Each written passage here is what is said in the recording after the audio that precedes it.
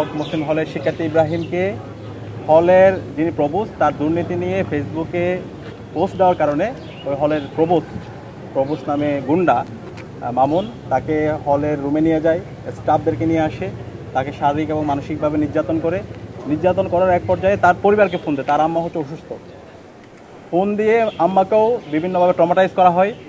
এরপরে তার থেকে জোরপূর্বক স্বীকারোক্তি নেওয়া হয়, জবানবন্দি নেওয়া হয় যে সেই হলের প্রভোস্টের নামে যে সমালোচনা করেছে সেটা হলের যে বিপি জিএস আছে তাদের ইন্ধনে করেছে এবং এটার জন্য আর বাইরে এটা তার উপর প্রভোস্ট যে নির্যাতন করেছে সেটার জন্য বাইরে সে শেয়ার না করে। তো এর প্রেক্ষিতে পরবর্তীতে সে হল থেকে বের হয়, হল অফিস থেকে বের হওয়ার পরে এই ঘটনাটা ফেসবুকে লেখে এবং এটা জানার পরে শিক্ষার্থীদের নির্বাচিত প্রতিনিধি হিসাবে সেটা আমাদের দায়িত্ব ক্যাম্পাসের প্রত্যেক শিক্ষার্থীদের নিরাপত্তা নিশ্চিত করা। এর প্রেক্ষিতে আমরা হল সংসদ এবং কেন্দ্রীয় সংসদের নেতৃবৃন্দ হল অফিসে যাই। এফএইচ হল অফিসে যাওয়ার পরে আমরা সেই শিক্ষার্থীদের নিপীড়নের বিচার চাই, সেটা আমাদের একটা অধিকার। তো এর প্রেক্ষিতে যখন আমরা গিয়েছিলাম এবং ওই সময় আমি বিশ্ববিদ্যালয়ের যিনি ভিসি বর্তমান প্রভিসি একই সাথে ট্রেজারার প্রক্টর সবার সাথে কথা বলি, আমরা বলি এই ঘটনা খুবই সেন্সিটিভ। জুলাই বিপ্লব পরবর্তী ক্যাম্পাসে একজন প্রভোস্ট শিক্ষার্থীর উপর নিপীড়ন করবে, তাকে শারীরিক এবং মানসিকভাবে নির্যাতন করবে, এটা হতে পারে না। আপনি দ্রুতই এই প্রভোস্টের বিরুদ্ধে বিচার আওতায় নিয়ে আসেন, তাকে ওই পদ থেকে আপনারা অপসারণ করেন। তো প্রভোস্ট আমি যখন ভিসির সাথে কথা বলেছিলাম তিনি বলছেন দেখতেছি এবং তার যারা প্রক্টর সহকারী প্রক্টর তাদেরকে পাঠাচ্ছি। তো সেই অনুযায়ী তারা গেল, যাওয়ার পর আমরা প্রায় 4-5 ঘন্টা যৌক্তিকভাবে আন্দোলন করছিলাম, শিক্ষার্থীরা স্বতঃস্ফূর্তভাবে সেখানে গিয়েছে। এক পর্যায়ে আমরা দেখতে পেলাম ওনারা ওই প্রভোস্টকে বিচার না করে ছাত্র দলের সন্ত্রাসীদেরকে নিয়ে আসলো, নিয়ে এসে আমার হল সংসদের নির্বাচিত ভিপি জিএস সহ শিক্ষার্থীদের উপর হামলা করলো। প্রায় 10 জন শিক্ষার্থী মারাত্মকভাবে আহত হলো এবং এর প্রেক্ষিতে জিএস সহ অন্যান্য সম্পাদকরা হাসপাতালে ভর্তি ছিল।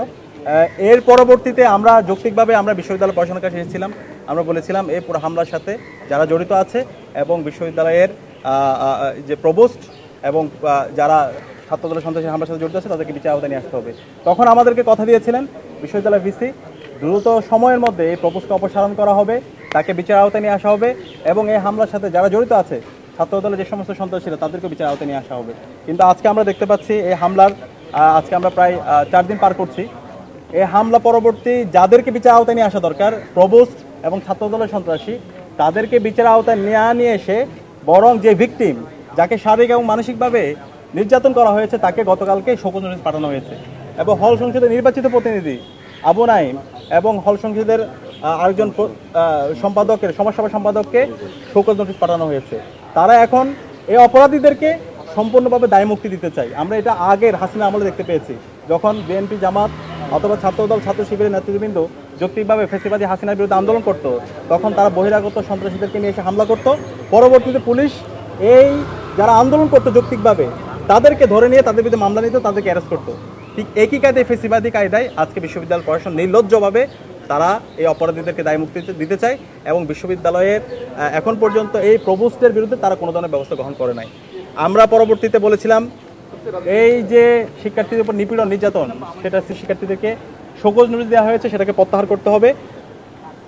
শিক্ষার্থীদেরকে নির্যাতনের সিসিটিভি ফুটেজ প্রকাশ করতে হবে।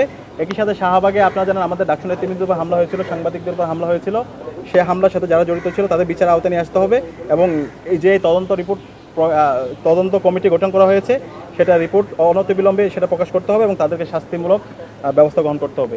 এই 5 দফা যদি বাস্তবায়ন করা না হয় আমরা আগামী বৃহস্পতিবার থেকে বিশ্ববিদ্যালয় ভিসির যে অফিস তার অফিসের সামনে আমরা অবস্থান কর্মসূচি গ্রহণ করব এবং সেখানে আমরা সর্বস্তরের শিক্ষার্থীদেরকে সাথে নিয়ে ডাকসু নির্বাচিত প্রতিনিধি হল সংসদের প্রতিনিধি সহ আমরা সবাই সেখানে অবস্থান গ্রহণ করব। এটা শিক্ষার্থীরা আমাদেরকে নির্বাচিত করেছে ক্যাম্পাসের নিরাপত্তা নিশ্চিত করার জন্য।